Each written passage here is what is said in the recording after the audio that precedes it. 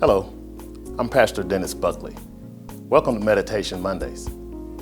Today we're going to talk about watching what comes out of your mouth.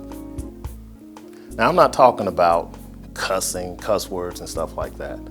But as believers, we should be careful not to say anything that contradicts the Word of God. In Matthew chapter 15, the scribes and Pharisees, they were complaining about Jesus' disciples not washing their hands before eating. I'm going to read verse 11. Listen to what Jesus says. He says something really interesting here. He said, "Not that which goeth into the mouth defiles a man, but that which cometh out of the mouth, this defiles a man." Of course, Peter asked for an explanation, and here's what Jesus said, starting at verse 17. "Do not ye understand that whatsoever enter in at the mouth goeth into the belly, and is cast out into the draught?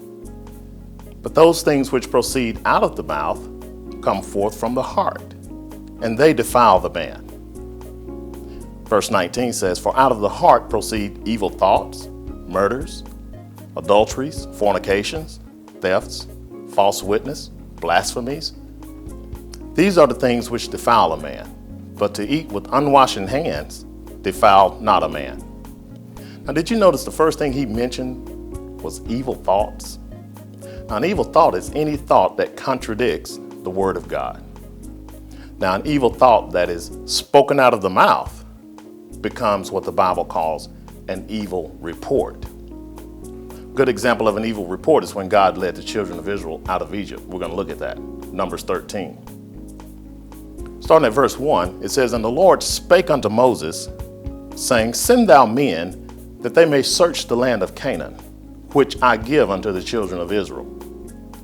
Now that phrase, "which I give unto the children of Israel," makes this thing a done deal. But when the spies went in, it didn't look like God had given them the land. Let's look at verse 27.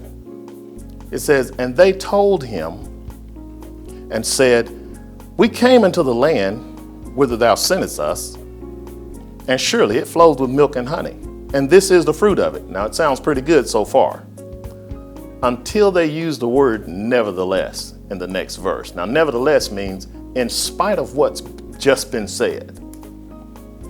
Verse 28, "Nevertheless, the people be strong that dwell in the land, and the cities are walled and very great. And moreover, we saw the children of Anak there. The Amalekites dwell in the land of the south, and the Hittites and the Jebusites and the Amorites dwell in the mountains. And the Canaanites dwell by the sea and by the coast of Jordan." So these guys were reporting everything except for what God said. One of them, Caleb, he saw things differently. Let's look at that in verse 30. It says, "And Caleb stilled the people before Moses and said, Let us go up at once and possess it, for we are well able to overcome it." Now that's a good report. It lines up with what God had said. Now Caleb saw with his physical eyes the same thing that the other spies had saw with their physical eyes. Yet his report was different in that it lined up with the Word of God. But the other spies, unfortunately, convinced the people otherwise. Look at verse 31. It says, "But the men that went up with him said, We not be able to go up against the people, for they are stronger than we." Sometimes your situation may look a lot bigger than you are. But what did God say? Look at verse 32. "And they brought up an evil report of the land, which they had searched unto the children of Israel, saying, The land through which we have gone to search it is a land that eateth up the inhabitants thereof. And all the people that we saw in it are men of great stature. And there we saw the giants, the sons of Anak, which come of the giants. And we were in our own sight as grasshoppers, and so were we in their sight." Now, what made their report an evil report? Because in verse 32, it starts out saying, "And they brought up an evil report." So what is it that made their report an evil report? It contradicted the Word of God. If you don't believe that contradicting the Word of God can have a negative effect in your life, all you have to do is read the rest of the story. It turned a 250-mile trip into a 40-year-long journey. And with the exception of Joshua and Caleb, everyone that was 20 years old and above during that evil report, when that evil report was given, died along the way. Now you might say, well, Pastor Buckley, you're in the Old Testament.